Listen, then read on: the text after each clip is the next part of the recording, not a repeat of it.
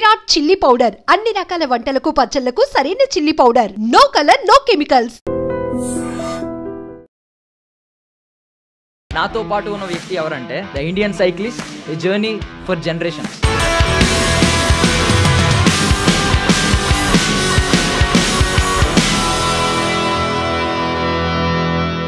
Travel చేయాలంటే ఎప్పుడైనా వదిలేద్దాం, ఆగిపోదాం, ఎంతకాలం ఇలా అని ఎప్పుడు అనిపించలేదా? ఒక ప్రశ్న. చావు అనేది ఎక్కడ పోయినా వస్తుంది. బైక్ మీద పోయేటోడికి వస్తుంది, రోడ్డు పక్కన నడుచుకుంటూ పోతాను వెనకకి లారీ వచ్చి గుద్ది తెచ్చుకుని చాలా మంది ఉన్నారు. సో ట్రైబల్ భగీరథుడు ఎలా పరిచయం అయ్యాడు? అలా ఎక్కడ ఫస్ట్ మీట్? ఎక్కడ? మేఘాలయలో రెయిన్బో వాటర్ ఫాల్స్ అని చెప్పేసి ఒకటి ఉన్నది. ఫుల్గా ఎంజాయ్ చేస్తాను. సడన్ గా పెద్ద లోయలోకి పరిగెట్టుకుని కిందికి వెళ్ళిపోయాను. చూస్తే వాడు కనబడతలేడు. బగీరా బగీరా అని చెప్పేసి పిలుతానా అని. ఇక నా పని అయిపోయింది, వీడు చచ్చిపోయిండు. ఇంకా అసలు ఏంటి మీ గోల్, ఏంటి మీ డ్రీమ్ ఏంటి? ఇప్పుడైతే ఇది అచీవ్ చేశారు. ఎంతో మందికి సాధ్యం కాని అచీవ్మెంట్ ఇది. 2 years క్రితం నుండి తను స్టార్ట్ చేస్తే మీకు ఓకేనా అని అంటే నేను నా మీద బుక్ రాయడం ఏంటిది. చైనా వాళ్ళు కొంచెం డిసిప్లైన్గా ఉంటారు, వాళ్ళు కొంచెం చాలా డిసిప్లైన్గా ఉంటారని వింటాం. సో మీరు ఏమంటారు? అసలు వాళ్ళ డిసిప్లైన్ ఎలా ఉంటుంది? తండ్రి స్ట్రిక్ట్గా ఉంటే పిల్లలు స్ట్రిక్ట్గా పెరుగుతారు. మన దగ్గర రూల్స్ లేవా అంటే ఉన్నాయి. హెల్మెట్ పెట్టుకోకుండా ఫైన్ అయ్యారా? రోడ్ల మీద ఉంచితే ఫైన్ ఉన్నది, బయట స్మోక్ చేస్తే ఫైన్ ఉన్నది. కానీ యుఎస్లో ఒక అతన్ని ఎందుకు వచ్చిర్రా మీరు, లైక్ వెళ్ళిపోండి అది ఇది అని చెప్పేసి అని అన్నాడు. రేసిజం ఇండియాలో లేదా? రేసిజం ఇండియాలో ఉంది బ్రో, ఎట్లా చెప్పాలా? వేరే కంట్రీస్లో కూడా ట్రాఫిక్ ఉంటుంది కానీ జామ్ అవ్వదు, మూవ్ అవుతూ ఉంటుంది. ఇండియాలో ఏమవుతుంది అంటే మూవ్ అవ్వదు, జామ్ అవుతుంది. మీకు తెలుసా కొరియాలో ఒక బోర్డు పెట్టారు, Indians are not allowed to pub. వాళ్ళకి ఎంత బల్బ్ ఉండాలి? ఎందుకు అలా? నువ్వు మీ గర్ల్ ఫ్రెండ్ తీసుకొని పబ్కి పోయింది. నీకు తెలిసి మనల్ని సుక్క పడితే ఏం చేస్తారు వాళ్ళు? వేరే కంట్రీస్లో కూడా ఎవరైనా ఒకటి మన పైన రేసిజం చూపెడుతున్నాడు అని అంటే ప్రాబ్లము మనం క్రియేట్ చేసిందే. నాన్ వేషన్ గురించి వద్దాం. ఏంటి ఇప్పుడు నాన్ వేషన్కి మీకు యూట్యూబ్లో ఇంతవరకు ఒక్క వీడియో కూడా చూడలేదు అతనిది. ఇప్పుడు ఇండియన్ హెరిటేజ్ అంతటిని మీరు ఎక్స్ప్లోర్ చేసినప్పుడు ఏది మిమ్మల్ని బాగా షాక్ చేసింది? ఇండియా ఒక్కటి, మిగతా 190 సంథింగ్ 6 దేశాలు, అవన్నీ 195 దేశాలు ఒకటి తెలుసా. కానీ మన దేశంకి టూరిజం తక్కువ. ఎందుకు? మొన్న బ్రెజిలియన్ అమ్మాయి వస్తే ఆమెని చంపేసారు. బ్రెజిలియన్ కపుల్ వస్తే ఇద్దరు క్యాంప్ వేసుకుంటే పాపం రాత్రి వాడిని కొట్టి ఆమె 4 కలిసి బీహార్ సైడ్ రేప్ చేసేసారు. Attention please. శ్రోతల కోసం, వీక్షకుల కోసం ఒక అద్భుతమైన ఇంటర్వ్యూతో నేనైతే మీ ముందుకు వచ్చాను అనమాట. Ladies and gentlemen, welcome to iDream Media. నేను ప్రియదర్శన్. నాతో పాటు ఉన్న వ్యక్తి ఎవరంటే ఆయన సైకిల్ పట్టుకుని సీదా ప్రజల మనసుల్లోకి వెళ్ళిపోయాడు అనమాట. ఒకప్పుడు పెట్రోల్ బంకుల్లో, ట్రైబల్ ఏరియాల్లో పడుకున్న వ్యక్తి తర్వాత తెలుగు వాళ్ళు చాలామంది అతనికి గుండెల్లో చోటిచ్చారు. ఒక రా తెలుగు ట్రావెలర్ అని అతన్ని అంటూ ఉంటారనమాట. ఇంకో అతని మీద ఒక బుక్ కూడా రాబోతుంది, the Indian cyclist, a journey for generations. ఆయనే రంజిత్ అనమాట. రంజిత్ ఆన్ వీల్స్ చాలామందికి తెలుసు. నాతో పాటు ఉన్నారు, మాట్లాడేద్దాం. హాయ్ భయ్యా. Hi bro, how are you? బాగున్నారా? Super. So first of all చాలా హ్యాపీగా ఉంది. అంటే వీడియోస్లో, ఇన్స్టాగ్రామ్లో, సోషల్ మీడియాలో, ఫేస్బుక్లో రకరకాల చోట్ల చూస్తున్నాం. సో ఈరోజు స్టూడియోలో చూడడం చాలా ఆనందంగా ఉంది. సో భగీరథ్ మాత్రం మిస్ అయ్యాం. భగీరథ్ నేను కూడా ప్రతిరోజు మిస్ అవుతూ ఉంటా. యా, ఎందుకంటే వాడితో జర్నీ చేశాను కదా. ఇక్కడికి తీసుకొస్తే బాగుండేది, బట్ ఎక్కువసేపు ఉండడాడు. నాలాగనే ఇక్కడికి వెళ్దాం పద డాడీ అంటాడు. Super. So first of all ఎక్కడి నుంచి మొదలు పెట్టాలో కూడా అర్థం కావట్లేదు. అంటే మీరు తిరిగిన ఇప్పుడు 2 కాంటినెంట్స్ కవర్ చేశారు. ఇప్పుడు 7 ఖండాల్లో 2 ఖండాలు కవర్ చేశారు. మిగిలిన 5 ఖండాలు కూడా నాకు తెలిసి కవర్ అయిపోతా ఉంటాయి. స్టార్ట్ అయింది కాబట్టి జర్నీ ఇప్పుడు బాగా పుష్ అవుతుంది. కానీ బట్ ఇనీషియల్ పాయింట్ నుంచి అడుగుతున్నాను, అసలు ఏంటి మీకు ధైర్యం ఎక్కడి నుంచి వచ్చింది, ఈ ఆలోచన ఎక్కడి నుంచి వచ్చింది, ఈ తెగువ, ఐ మీన్ ఒక కొత్తదనం ఇది అంతా. పైగా ఇది ట్రావెల్ చేయాలంటే కూడా అంత ఈజీ కాదు. చేతిలో పైసా ఉండాలి, దానికి తోడు దిమాక్ ఉండాలి, దిల్ ఉండాలి, ఒక దాన్ని ఏమంటారు ధైర్యం ఉండాలి. ఇవన్నీ ఎక్కడ మూట కట్టుకున్నారు? ఎక్కడ మొదలైంది ఇనిషియల్ పాయింట్? అంటే ఈ కరేజ్ ఇది అంతా ఏంటి అని అంటే చిన్నప్పటి నుండి మనం పడ్డ స్ట్రగుల్స్, మనం ఫేస్ చేసిన ప్రతి ఒక్కటి కూడా ఉన్నాయి. అండ్ చిన్నప్పటి నుండి లైక్ నా లైఫ్ స్టార్ట్ అయింది కూడా స్ట్రగుల్స్ తోటి స్టార్ట్ అయింది. As a lower middle class ఫ్యామిలీలో ఒక ఫ్యామిలీలో ఎలా ఉంటారు, ఎలా బ్రతుకుతారు అనేది. మీరు చూడండి, ఒక మంచి టాప్ క్లాస్ మంచి రిచ్ ఫ్యామిలీలో ఒకడు చిన్న పిల్లగాడు, వాడు ఎగ్జామ్లో ఫెయిల్ అయినా చిన్నగా ఏమైనా అయినా కూడా ఏమైనా టక్కున ఊరేసుకుంటాడు, సూసైడ్ చేసుకుంటాడు. ఎందుకంటే వాడికి అదే పెద్ద కష్టంలాగా కనిపిస్తుంది. కానీ మనం లైక్ ఎలా ఉంటుందంటే, మనం చిన్నప్పటి నుండి వాడు తిట్టి వీడు కొట్టి అట్లా చేసి ఇట్లా చేసి ప్రతి దానికి స్ట్రగుల్ అయ్యి మనం ఏం కొనాలన్నా ఏం తీసుకోవాలన్నా, ఒక పండగ బట్టలు కొనాలన్నా తల్లిదండ్రుల నుండి సాధించుకోవాలి, నాకు కొని అని చెప్పేసి. సో ఇట్లా ప్రతి ఒక్కటి స్ట్రగుల్, ఈ స్ట్రగుల్స్ తోటి స్టార్ట్ అయిన నా జర్నీ మెల్లిమెల్లిగా హాస్పిటల్లో కొంతమంది స్టోరీస్ చూసి వాటి నుండి ఇన్స్పైర్ అయ్యి తర్వాత ఈ రైడ్ స్టార్ట్ చేశాను. అండ్ లైక్ ఈ రైడ్ అనేది స్టార్ట్ చేసిన తర్వాత ఎప్పుడు కూడా ఆపాలి అని చెప్పేసి ఎప్పుడు అనిపించలేదు. యాక్చువల్గా ఏంటంటే, నేను చిన్నప్పుడు మనము లైక్ తెలుగు మీడియంలో ఒక పద్యం ఉంటుంది, ఆరంభించరు నీచ మానవులు విఘ్నాయాస సంత్రస్తులై, ఆరంభించిన పరిత్యజించరు విఘ్నాయత్తులై ధీరులు అని చెప్పి ఇట్లా ఒక 4 లైన్లు ఉంటాయి. అంటే మనుషులు ఏదైనా పనిని కొంతమంది అసలు స్టార్టే చేయరు, అనుకుంటారు అంతే, నేను అది కావాలి ఇది కావాలి ఇది చేయాలని చెప్పేసి అనుకుంటారు, చెయ్యరు. కొంతమంది మధ్యములు అంటే కొంతమంది స్టార్ట్ చేస్తారు, మధ్యలోనే వదిలిపెడతారు. కొంతమంది ఉంటారు స్టార్ట్ చేస్తారు, ఇంకా అది అయిపోయేదాకా వదిలిపెట్టరు. సో ఏంటంటే అప్పుడు అనిపించేది నాకు, ఏదైనా పని స్టార్ట్ చేస్తే దానిలో మనము ఎప్పుడు కూడా మధ్యలో గివప్ ఇవ్వకూడదు. ఇస్తే మనం ఓడిపోయిన దాని కిందకే లెక్క. ఆ చిన్నప్పటి నుండి ఏదైనా స్టార్ట్ చేసిందంటే కంపల్సరీ దాన్ని ఎండ్ వరకు పోయేదాకా ట్రై చేసేవాడిని నేను.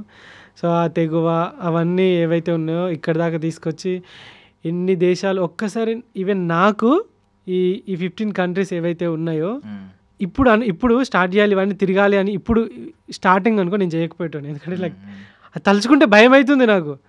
ఆ కొండలు ఒక్కసారి ఎక్కిన తర్వాత ₹1,00,000 వెనక ఉన్నాయి, పడిపోయినాయి, నువ్వు పోయి మళ్ళీ తొక్కకుండా పైకి రావాలి అని అంటే పోతే పోయినాయి ₹1,00,000 అనే అంత టఫెస్ట్ జర్నీ ఇది. రైడ్ సైకిల్ పైన ఆ పుషింగ్ ఉంటుంది కదా, ఆ 50 కిలోస్ సైకిల్ పైన లగేజ్ని నేను పుష్ చేసుకుంటా, ఎండలో చెమటలు కారుతుంటే ఆ పుషింగ్, ఆ హార్డ్ పుషింగ్, ఆ స్నోలో సైకిల్ పైకి వస్తూ ఉంటే అవన్నీ లైక్ ఆలోచించడానికి కూడా చాలా భయంకరంగా ఉన్నాయి నాకు ఇప్పుడైతే. సో మీరు నాకు తెలిసి మీరు ఫాలో అయ్యే స్లోగన్ కూడా వెళ్తే ముందుకే, వెనక్కి తిరిగి చూసుకోవద్దు, అంతే, వెన్ను తిరగొద్దు, వెళ్తే ముందుకే అనే స్లోగనే ఫాలో అవుతున్నారు మీ లైఫ్ మొత్తం. వెన్ను తిరిగితే ఓడిపోయినామని ప్రతి ఒక్కరు లైక్ మాట్లాడుతూనే ఉంటారు. మనం స్టార్ట్ చేసాం కదా, లాస్ట్ వరకు వెళ్తే ఫస్ట్లో చాలా అంటారు కదా, ఎడ్యుకేషన్ యొక్క రూట్ బిటర్గా ఉన్న ఫ్రూట్ చాలా స్వీట్గా ఉంటుంది అని చెప్పి. ఏం చదువుకున్నారు మీరు? నాది డిప్లొమా బ్యాచిలర్ మాస్టర్ ఫార్మసీ అయిపోయింది. ఓకే, ఇప్పుడు బేసికల్లీ ఇప్పుడు దాకా చెప్పిన రంజిత్, మా ఎదురుగుండా కనిపిస్తున్న రంజిత్, ఈ లక్షణాలన్నీ రావడానికి చిన్నప్పటి నుంచి పడిన కష్టాలన్నీ కారణం. కానీ ఈ యూట్యూబ్ ఛానల్లో ఇలా స్టార్ట్ చేయడానికి ఒక 4 ఏళ్ల క్రితం నుండి మిమ్మల్ని చూస్తున్నాం. దీనికి కారణం ఏంటి? యూట్యూబ్లోకి రావాలి, ఇలా యూట్యూబ్ క్రియేటర్ అవ్వాలి, యూట్యూబే ఒక పెద్ద ప్లాట్ఫామ్, ఒక ఇంపాక్టింగ్, చాలా మందిని ఇంపాక్ట్ చేసే ప్లాట్ఫామ్ అవుతుందని మీరు ఎలా గెస్ చేయగలిగారు? నేను యాక్చువల్గా నా రైడ్ స్టార్ట్ చేసినప్పుడు నాకు యూట్యూబ్లో వీడియో ఎడిటింగ్ కూడా తెలియదు. ఈవెన్ నాకు యూట్యూబ్లో వీడియో పెడితే మానిటైజేషన్ ఆన్ చేయాలని కూడా తెలియదు. డంబ్ అయితే నేను ఈ యూట్యూబ్ చేయాలి ఇదంతా రాలేదు. నేను ఇట్లా ఇంట్లో ఫాదర్ చనిపోయిన తర్వాత మైండ్ చాలా స్ట్రెస్ఫుల్గా ఉంటే ఎటన్నా బయటకి 2020 జూలై 25 ఇక మైండ్ బాగా లైక్ కొంచెం స్ట్రెస్ఫుల్గా ఉంటే ఎటన్నా వెళ్తే కొంచెం ఫ్రీ అవుతుంది కదా అని, బైక్లో అయితే పెట్రోల్ పోయాలి, కార్లో అయితే ఇంకా అంత సీను లేదు, అండ్ ఇంకా ఈ వెహికల్స్ ఇవన్నీ కష్టము, ఎటన్నా వెళ్దాం కొంచెం ప్రశాంతంగా. ఇప్పుడు మన ఈ సినిమా ఉంటుంది చూసారా మీరు, ఎవడే సుబ్రహ్మణ్యం సినిమాలో అతను విజయ్ దేవరకొండ చెప్తాడు చూస్తారా, అవి నాకు ఇంపాక్ట్ అనిపించినాయి ఒకనొక టైంలో. అది గుర్తొచ్చింది అన్నట్టు.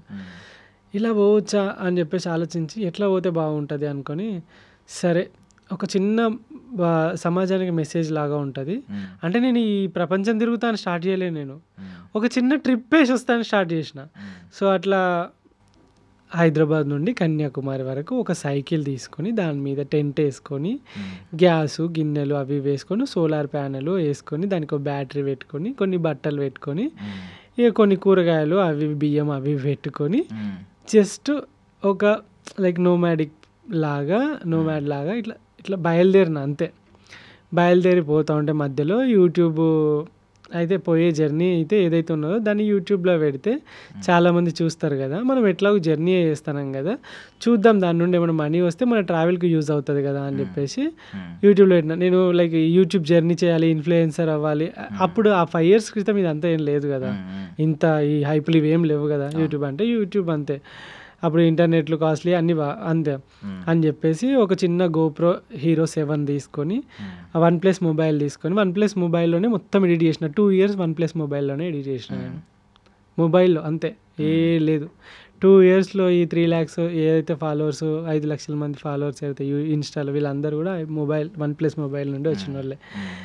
సో దానిలో పెట్టి ఆ యూట్యూబ్లోనే కైన్ మాస్టర్లో ఎడిటింగ్ ఎట్లా వేయాలో నేర్చుకొని ఆ వీడియోలు అందులో పెట్టుకుంటే రైడ్ స్టార్ట్ చేసిన తర్వాత ఫస్ట్ రైడ్కి 12,000 వచ్చి మానిటైజేషన్ అయ్యి 12,000 వచ్చి, నెక్స్ట్ రైడ్లో మళ్ళీ ఒక 32,000 సంథింగ్ ఏదో వచ్చి, ఆ నెక్స్ట్ రైడ్లో ఇక 1,00,000 రూపాయలు అట్లా జనరేట్ అవ్వడం స్టార్ట్ అయిన తర్వాత అరే ఇదేదో బాగుంది కదా, మనం ఎట్లాగూ అంటే అప్పుడు నేను ఆలోచించిన చలో ఈ లైఫే దీన్ని ఇట్లనే కంటిన్యూ చేస్తే ఎలా ఉంటుంది, మనకు నచ్చిన పని చేస్తున్నాం, ఫిజికల్గా ఫిట్ ఉంటున్నాం, అందరికీ ఇన్స్పిరేషనల్గా ఉంటుంది.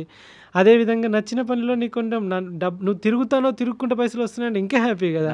సో యూట్యూబ్ని ఫుల్ ప్లెడ్జ్డ్గా తీసుకుందామని చెప్పేసి అప్పుడు యూట్యూబ్లో వీడియోస్ కంటిన్యూగా రోజు పెట్టడం స్టార్ట్ చేసిన. సూపర్. అట్లా అంటే నేను మీ కమెంట్స్ చదువుతున్నాను, అంటే మీకు డబ్బులు కూడా లక్షల్లో ఇవ్వడానికి రెడీగా ఉన్నారు చాలా మంది జనం. ఏంటి అంటే నిజం ఫ్రాంక్గా అడుగుతాను, తప్పుగా అనుకోకండి, ఏమన్నా లక్షలు ఏమైనా వెనకేసుకున్నారా? లక్ష మీకు అంటే ఇంట్లో ఉంటే ఆ వచ్చిన లక్షల్ని వెనకేయచ్చు. ట్రావెల్లో ఉంటాం కదా, ట్రావెల్లో రోజు ఫుడ్ తినాలి, రోజు 2 రోజులకు 3 రోజులకు ఒకసారైనా హోటల్ తీసుకోవాలి, ఎందుకంటే స్నానం చేయాలి, అండ్ సెల్ పవర్ బ్యాంకు కెమెరాలు అన్నీ ఛార్జింగ్ పెట్టించుకోవాలి, అండ్ ఇంకా వైఫై కావాలి ఎందుకంటే వీడియోస్ అప్లోడ్ చేయడానికి. సో వీటన్నిటి కోసం రూమ్ కంపల్సరీ 2 daysకో 3 daysకో ఒకసారి రూమ్ అయినా తీసుకోవాలి. అండ్ ఒకవేళ ఫ్లై అవ్వాల్సి వస్తే ఫ్లైట్కి సైకిల్కి రెండింటికి డబ్బులు కావాలి, అండ్ ఇంకా వీసాలకి కావాలి, వీటన్నిటికీ డబ్బులు కావాలి కదా. సో కాబట్టి నాకు వెనకేయడం అనేది ఎప్పుడు లేదు ఇంతవరకు. అదే మిమ్మల్ని నేను చూస్తున్నాను కదా, అబ్జర్వ్ చేస్తుంటే ఇంకా గ్రౌండెడ్గానే ఉన్నారు. ఈ పాటికి అదే ఎవరన్నా ఈ మైండ్ సెట్ ఉంటే, కూడబెట్టుకోవాలనే మైండ్ సెట్ ఉంటే ఈ ఫాలోవర్స్ తోటి కోట్లు సంపాదించు. అవును. అంటే మోర్ ఓవర్ ఏంటంటే చాలా చోట్ల వింటూ ఉంటాం కదా, చెమట వచ్చి సంపాదించాను ఇలాంటి డైలాగులు సినిమాల్లో. మీరు చెమటతో పాటు మజిల్స్ కరిగించి మరీ సంపాదిస్తున్నారు. బట్ యాక్సిడెంట్ ఇలాంటివి చిన్న చిన్న చూసాం, అంటే మీకు ఏదైనా ఫ్రాక్చర్ అయినా ఇలాంటిదైనా ఈవెన్ ఎక్కువ తొక్కితే ఇక్కడ అరిగిపోయే ప్రమాదం ఉందని కూడా వింటూ ఉంటాం. సో ఇలాంటివన్నీ చూస్తున్నప్పుడు ఎప్పుడైనా డిమోటివేషన్ కొంచెం లో ఫీల్ అయ్యి వదిలేద్దాం, ఆగిపోదాం, ఎంతకాలం ఇలా అని ఎప్పుడు అనిపించలేదా? ఒక క్వశ్చన్, మీకు ఒకవేళ మీకు ఇష్టమైన వ్యక్తితోటి మీరు ఉన్నప్పుడు చాలా హ్యాపీగా ఫీల్ అవుతారు, అంతే కదా. అంతే. సో వాళ్ళ కోసం వెయిట్ చేస్తున్నప్పుడు ఆ క్షణం చాలా గంటలా గడిచిపోతూ ఉంటుంది కదా. సో నేనేంటంటే నా ఇష్టమైన వ్యక్తితో ఉన్నా అన్నట్టు ట్రావెల్ లైక్ సైకిల్ తోటి ఎప్పుడైతే నేను రైడ్ చేసుకుంటూ వెళ్తానో అందరు కొత్త వాళ్ళే కదా, అండ్ అది నా మనసుకి చాలా ఆహ్లాదాన్ని ఇస్తుంది. ఓకే ఏమనుకుంటా అంటే ఈ క్షణం ఇప్పటితో అయిపోతుంది, ఒకవేళ అలాంటి సిచ్యువేషన్ వచ్చినప్పుడు ఈ క్షణం ఇప్పటితో అయిపోద్ది, ముందుకు వెళ్ళిపోతాం, ఎట్లాగో నువ్వే ముందుకు వెళ్ళిపోతావు, నువ్వే తొక్కాలి, నువ్వు ఏం ఆలోచనలు చేసుకున్నా నువ్వు ఏం చేసుకున్నా నువ్వు చేసేది ఏం లేదు, మధ్యలో నేను ఎట్లాగో ఆపనని నా మైండ్కి ముందే సర్ది చెప్పుకున్నా. ఫస్ట్ ఆఫ్ ఆల్ ఏంటంటే మన మైండ్కి మనం సర్ది చెప్పుకోవాలి. సర్ది చెప్పుకున్నాం అనుకోండి ఈజీగా మనం చేసేయగలుగుతాం. అలా ఎప్పుడు కూడా నేను ఆపేయాలి అని చెప్పేసి అనిపించలేదు, ఎందుకంటే నాకు ఇష్టమైన ఈ ప్రొఫెషన్. ఇప్పుడు మీరున్నారు ఇక్కడ కూర్చున్నారు, కొత్త కొత్త వ్యక్తులను కలుస్తున్నారు, ఇంటర్వ్యూ చేస్తారు, వాళ్ళ గురించి తెలుసుకుంటారు, ఇంటరాక్ట్ అవుతుంది, ఫ్రెండ్స్ అవుతారు, తర్వాత యూజ్ అవుతుంది, ఇవన్నీ ఉంటాయి. లేదు మీరు రోజు ఇక్కడే కూర్చొని ఒకటే వ్యక్తితోటి రోజు మాట్లాడాలి అని అంటే మీకు ఎంత చిరాకులు వేస్తుంది. అంటే కొత్త వాళ్ళు మారుతా అంటే మీకు ఎగ్జైటింగ్ ఉంటుంది, ఎట్లయితే ఉంటుందో సేమ్ అలానే కొత్త ప్లేస్, కొత్త కంట్రీ అండ్ కొత్త పీపుల్ చాలా ఎగ్జైటింగ్ ఉంటుంది. ఒక్కొక్క బ్యూటీ నేచర్ ఎంత బ్యూటిఫుల్గా ఉంటుంది, దాన్ని ఇట్లా కూర్చొని నిమ్మలంగా కాఫీ పెట్టుకొని తాగుకుంటా దాన్ని ఎంజాయ్ చేస్తుంటే ఎంత హ్యాపీగా ఉంటుంది. అంతకన్నా బెటర్ లైఫ్, మంచి లైఫ్ ఇంకేముంటుంది బోర్ కొట్టడానికి. Correct, exactly. అంటే మేము ఈ కాళ్ళు తొక్కుడు ఇవి చూస్తున్నాం, మీరు కనిపించే ప్రపంచాన్ని చూస్తున్నారు. ఈ కాళ్ళు నొప్పిలో అంటే మజిల్స్ బాగా కొండలెక్కినప్పుడు అవన్నీ మజిల్స్ బాగా నొప్పిలేస్తాయి, కానీ రాత్రి పడుకొని పొద్దుగాలు లేసే వరకు రాత్రి రిలాక్స్ అయిపోయి పొద్దుగాలటికి మళ్ళీ రెడీ అవుతాయి.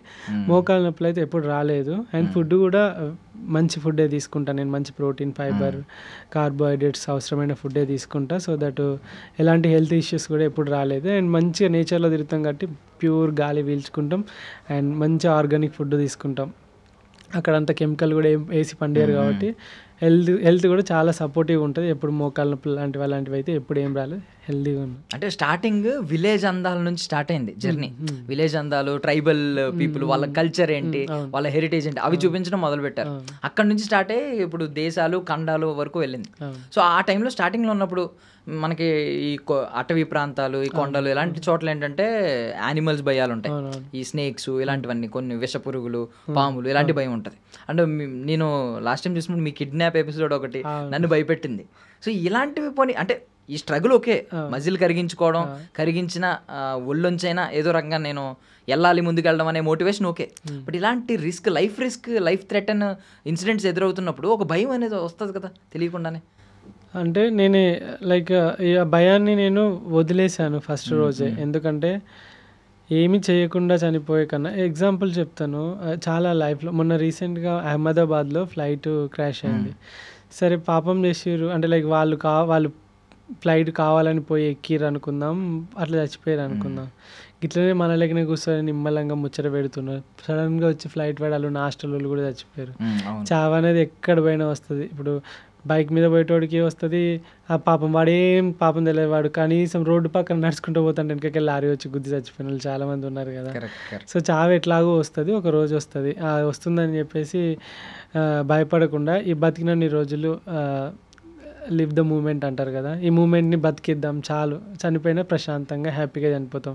ఏం సాధించకుండా డబ్బులన్నీ కూడబెట్టి కోట్లు అన్నీ బ్యాంకులో వేసుకొని 10, 20, 50 ఎకరాల జాగాలు కొనుక్కొని, ఫ్లాట్లు కొనుక్కొని, ఎకరాలు కొనుక్కొని అవన్నిటిని కూడా అనుభవించకుండా చచ్చిపోతే అప్పుడు ఎంత బాధ అనిపిస్తుంది. ఏమో లైఫ్ అంతా వేస్ట్ చేసుకొని హాస్పిటల్ బెడ్ మీద నువ్వు, ఒంట్లో శక్తి ఉండదు, ఓపిక ఉండదు, అకౌంట్లో డబ్బులు ఉంటాయి, సమయం ఉంటుంది, కానీ నడవలేవు, వాటిని ఖర్చు పెట్టలేవు.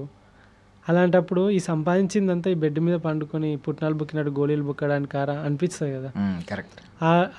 నేను ఏమనుకున్నా అంటే నా లాస్ట్ బ్రీత్ బెడ్ పైన ఉండకూడదు, హాస్పిటల్ బెడ్ పైన అనుకున్నా. ఎందుకంటే 300 మందితో 10 రోజులు ట్రావెల్ చేసిన నేను. వాళ్ళ బాధలు, వాళ్ళ కష్టాలు, వాళ్ళ సాక్రిఫైజెస్ అన్నీ ఇన్నప్పుడు అనిపించింది నేను ఇలా బ్రతకొద్దు అనుకున్నా. అన్నీ బంద్ చేసి కొత్తగా బయటకు వచ్చేసి. సూపర్. సో ట్రైబల్ పీపుల్ నుంచి మొదలు పెడితే వాళ్ళ నమ్మకాన్ని సంపాదించుకోవడం అంత సులువు కాదు. మీరు ఎవరినైనా, ఎంత పెద్ద బిజినెస్ మ్యాగ్నెట్నైనా ఒక ఫిగర్ చూపించో, ఒక నెంబర్ చూపించో, లేదంటే వాడికి నీ వల్ల ఉపయోగపడుతుంది, మన వల్ల ఉపయోగపడుతుంది అనుకున్నప్పుడు వాడే మన దగ్గరికి వస్తాడు. బట్ ట్రైబల్ పీపుల్ అలా కాదు. వాళ్ళ నమ్మకాన్ని గెలవాలంటే చాలా కష్టం. ఊరికే నమ్మరు కదా ఎవరు పడితే వాళ్ళ నుంచి. మీరు ఎలాగా అంటే వాళ్ళని ట్యాకిల్ చేయడం అనేది ఒక టాస్క్. స్టార్టింగ్ ఎలాగా అంటే నేను అక్కడికి ఎలా రీచ్ అవుతాను, సైకిల్ పైన రీచ్ అవుతాను. ఎప్పుడైతే సైకిల్ పైన రీచ్ అవుతానో వాళ్ళు ఆ సైకిల్ చూస్తారు. ఫస్ట్ ఏంటంటే నేను ఒక మంచిగా షర్ట్, ప్యాంటు, టీషర్ట్ వేసుకొని వాళ్ళ దగ్గరికి వెళ్ళిపోయినా అనుకోండి, ఒక మనిషిలాగా చూస్తారు. అంటే వీడు ఎవడో అన్నట్టు చూస్తారు. వాళ్ళకి ఏంటంటే ఒక క్యూరియాసిటీ వస్తుంది. నేను సైకిల్ పైన ఎవరు వీడు, సైకిల్ ఏంది, ఇట్లా సైకిల్ మీద ఏడుకొచ్చిండు, స్కిన్ చూస్తే వేరే కలర్ ఉంది, వాళ్ళది ఒక స్కిన్, మనది ఒక స్కిన్, అట్లా ఉంటుంది. ఎక్కడ ఇదేంది, ఇదంతా ఏందని చూస్తారు. ఫస్ట్ వాళ్ళే వస్తారు మన దగ్గరికి. అలా ఎదుటివాడు మనపైన ఆసక్తి చూపిస్తున్నప్పుడు వాళ్ళతో కలిపోవడం ఈజీ. ఎందుకంటే వాడు మనల్ని తెలుసుకోవాలనుకుంటున్నాడు. మనమే వాళ్ళ దగ్గర ఆసక్తి కలుస్తున్నప్పుడు వాడు నా దగ్గర ఏమో ఉన్నది కాబట్టి వీడు వస్తానని చెప్పేసి అనుకోవడం వేరే. సో ఏంటంటే ఇక్కడ ఏం జరుగుతుందంటే సైకిల్ పైన ఎక్కడో రోడ్ల పైన రైడింగ్ చేసుకుంటే వైల్డ్లోకి వెళ్ళి వస్తూ ఉంటే వాళ్ళకి ఎగ్జైటింగ్ అనిపిస్తుంది. కూర్చొని మాట్లాడినా, లేకుంటే వాళ్ళ ఇంట్లోకి పోయినా కూడా, వాళ్ళు ఏమైనా ఇచ్చినా కూడా, ఏం చేసినా కూడా నాకు పెద్దగా ట్రస్ట్ గెయిన్ చేసుకోవాల్సిన పని ఉండదు బికాజ్ ఆఫ్ సైకిల్. అక్కడ అలాంటి ఏరియాల్లో ఏదైనా అద్భుతమైన ఫుడ్ తిన్న ఫీలింగ్ ఇప్పటికైనా ఉందా? వాళ్ళ ఫుడ్ ఎలా ఉంటుందంటే మన లెక్క ఇక మసాలాలు ఉండవు, ఉప్పులు ఉండవు, కారాలు ఉండవు. ఒక రా మీట్ ఎట్లుంటుందో అట్లా ఉంటుంది. లైక్ మంగోలియా చూసుకుందాం. మంగోలియాలో నాకు చాలామంది వండి పెట్టిర్రు. జస్ట్ నీళ్ళల్లో రైస్ వేసిర్రు, మటన్ వేసిర్రు, మటన్ మొత్తం వేసేసిర్రు, మంచిగా ఉడికిచ్చిర్రు, తీసుకొచ్చి పెట్టిర్రు. అది నాకు లైక్ ఎంత రాప్ టేస్ట్. ఇప్పుడు మనము చాలామంది మందు తాగుతారు, ఎగ్జాంపుల్ చెప్తాను. మందు తాగుతారు, ఒక ఒక వోడ్కా అనుకుందాం, దానికి ఒక టేస్ట్ ఉంటుంది, దానికి ఒక ఫ్లేవర్ ఉంటుంది, వాడు తయారు చేసి అక్కడ పెడతాడు. నువ్వు పోయినవు దానిలో థమ్స్అప్ పోసినావు, కోకోకోలా పోసినావు, మొత్తం దాని టేస్ట్ అంతా తీయగా వేసుకొని తాగినావు. అంటే నువ్వు టేస్ట్ని చంపేసి వేరే టేస్ట్, అదే థమ్స్అప్ కోకోకోలా తాగినట్టే ఉంటుంది కదా. సో ఇక్కడ ఏంటంటే రా మీట్ అంటే పచ్చిది కాదు, వండిందే, కానీ దాని ఫ్లేవర్, దాని tender and the food authentic food. అంటే వాళ్ళు ఎందుకురా అట్లా తింటారు అని అంటే వాళ్ళకి మసాలాలు అవి దొరకక కాదు, అలాంటి ఫుడ్ తింటేనే అక్కడ సర్వైవ్ కాగలుగుతారు కాబట్టి ఆ ఫుడ్ తింటారు వాళ్ళు. అండ్ మనం కూడా చూడొచ్చు కదా, ఒక 100 సంవత్సరాల క్రితం మన యాన్సెస్టర్స్ ఎట్లున్నారు, ఇలానే బతుకుంటారు కదా, ఆదిమానవుడు ఎట్లా బతికిండు ఇలానే బతుకుంటాడు కదా. అలాంటి లైఫ్ని మనకైతే టైం మిషన్ అయితే లేదు వెనక పోవడానికి, కానీ టైం మిషన్ లేకున్నా కంట్రీ దాటితే ఇలాంటి వాళ్ళు చాలామంది ఉన్నారు, ఇంకా అలానే బతికే వాళ్ళు చాలామంది ఉన్నారు. వాళ్ళందరిని చూసినప్పుడు అనిపిస్తుంది ఓకే నేను ఇలా కూడా బ్రతకొచ్చు. ఒకవేళ ఏం దొరకనప్పుడు మన అమ్మ అంటది, అరే కరివేపాకు లేదురా తీసుకురా పోరా అంటే కూర ఏం బాగోదు అని అంటారు, మసాలా అయిపోయింది వేయకుంటే ఏం బాగోదు అని అంటారు కదా, నూనె లేకుంటే కూర ఎట్లా వండుతారు అని అంటారు, రైట్. సో ఇక్కడ ఉన్న సిచ్యువేషన్స్ ఇవన్నీ లేకుండా తినొచ్చు, ఎలా అయినా బ్రతకొచ్చు, బతకాలనుకుంటే ఎలాగైనా బ్రతకొచ్చు అని అంటారు కదా. ఎలాగైనా బ్రతకొచ్చు, కడుపు నాలుకకు రుచిగానే ఉండాలని అవసరం లేదు, కడుపు నిండి అది శక్తిని ఇస్తుందంటే అది ఎలా ఉన్నా పర్లేదు. నా నాలుక రుచి మర్చిపోయింది, ఎందుకంటే లైక్ వేరే కంట్రీస్లో ఉప్పు కారాలు మసాలాలు దొరకవు, పచ్చళ్ళు ఇవన్నీ దొరకవు, అన్ని డిఫరెంట్ ఫుడ్లు డిఫరెంట్ కల్చర్లు. సో కాబట్టి అన్ని కల్చర్ల ఫుడ్లు అన్నీ తిన్నప్పుడే మనము ఒక ట్రూ ట్రావెలర్ అవుతాం. కరెక్ట్. సో ఇప్పుడు సినిమాల్లో చూపిస్తూ ఉంటారు, ఇంకా కొంతమంది మాట్లాడుతూ ఉంటారు, అంటే కొన్ని తెగలు ఇంకా ప్రపంచాన్ని చూడలేదు అసలు, వాళ్ళకి ఎప్పుడు అంటే మనం తప్పుగా అనట్లేదు, ఇది సామెత వాడుతున్నాను కానీ బావిలో కప్పలు అంటారు, అంటే బయట ప్రపంచం తెలియదు, అంటే అది నెగిటివ్గా మాట్లాడలేదు. కొన్ని తెగలు ఇంకా ఉన్నాయి భూమి మీద, బయట ప్రపంచం తెలియదు, ఈవెన్ వాటర్ అనే టర్మ్ కూడా వాళ్ళకి తెలియదు. ఇలాంటి చూసారు ఏమన్నా తెగలు ఎదురైనాయి ఇలాంటి? మంగోలియాలో ఇప్పుడు నేను డ్రోన్ తీసుకెళ్ళాను, అక్కడికి డ్రోన్ చాలా రేర్గా వాడరు అక్కడ ఎవరు, అసలు వాళ్ళ దగ్గరికి వేరే వాడు బయటకు వాడు. అలాంటి ఒక 800 కిలోమీటర్ల డెజర్ట్ రైల్లో నేను డ్రోన్ తీసుకుపోయి డ్రోన్ ఎగిరేసినప్పుడు వాళ్ళు షాక్ అవుతారు. వాళ్ళ ఇల్లుని వాళ్ళు ఎప్పుడు పైనుండి చూసుంటారు కదా, అర్థమైందా, వాళ్ళ ఊరిని వాళ్ళు ఎప్పుడు పైనుండి చూసుంటారు కదా, వాళ్ళకి ఆ డ్రోన్ చూపెట్టి ఇట్లా కెమెరా ఇట్లా చూపెట్టి ఎగురుతూ ఉంటాయి అని ఓ చాలా హ్యాపీగా ఫీల్ అవ్వడం. వాళ్ళందరికీ అది వాళ్ళ మొబైల్ ఏమైనా ఉంటాయి కూడా వాళ్ళకి అవి ఫుటేజ్ ఇవ్వడము, అవన్నీ చూపెట్టినప్పుడు వాళ్ళు అసలు మనకు తెలియదు అలాంటిది ఒకటి. అండ్ నేను కూడా లైక్ ఇప్పుడు కొన్ని రెస్టారెంట్లలో ఇట్లా పోగానే అది రోబో వచ్చేసి ఫుడ్ తెచ్చి ఇచ్చిన తర్వాత అది అట్లనే నిలబడి చూస్తూ ఉంటాను అన్నట్టు. అరే ఇదేంది ఇట్లా చూస్తాను, నాకు ఫస్ట్ టైం చెప్పాను ఏంది ఇంకా చూస్తాను పోతలేదు అని అంటే అక్కడ ఇట్లా దాన్ని క్లిక్ చేయాలి థ్యాంక్ యూ అని చెప్పేసి, క్లిక్ చేస్తేనే పోతాను, అంటే ఇట్లా క్లిక్ చేయగానే థ్యాంక్ యూ అని పోతుంది. నేనేమో అది చూస్తాను, అది ఇంకా పోతలేదని నేను చూస్తాను, లాస్ట్ పక్కన ఉన్న వాళ్ళు ఇట్లా క్లిక్ చేయపోతాను అంటే క్లిక్ చేయగానే పోయింది. సో లైక్ ఇవన్నీ different kind of experiences, like టెక్నాలజీతో పోల్చుకున్నా లేకుంటే మొత్తం వెనక టెక్నాలజీ లేకుండా ఇండియా ఒక 100 సంవత్సరాల క్రితం ఎట్లుందో మంగోలియా అట్లా ఉండేది అన్నట్టు. ఏం కంబోడియా కూడా కొంచెం అంత డెవలప్డ్ కాదు, అది కూడా కొంచెం వెనకాల ఉన్న కంట్రీయే. సో ఈ యొక్క ట్రైబల్స్ని కలిసినప్పుడు ఇప్పుడు గుర్రం పాలు తాగినావు ఎప్పుడైనా? లేదు నేను గుర్రం పాలు తాగినా. లైక్ ఒకసారి పాము తినాల్సి వచ్చింది, మొత్తం పాము మొత్తము, కొన్నిసార్లు తేలు. సో ఇలాంటి different kind of foods, different kinds of గుర్రం పాలతోటి వాళ్ళు అది చేస్తారు, ఉరుక్ అని అంటారు. అది ఒక పర్మెంటెడ్ ఆల్కహాల్ లాగా ఉంటుంది, ప్రోబయాటిక్ ఫుడ్ అన్నట్టు. అది డ్రింక్ కూడా ఉంటుంది, తాగితే ప్రోబయాటిక్ మస్తు ఉంటుంది, స్టమక్ హెల్త్ అంతా గట్ హెల్త్ చాలా బాగుంటుంది. అలాంటివి ఇప్పుడు కొరియాలో చూసుకుంటే కిమ్చి అని చెప్పేసి ప్రోబయాటిక్.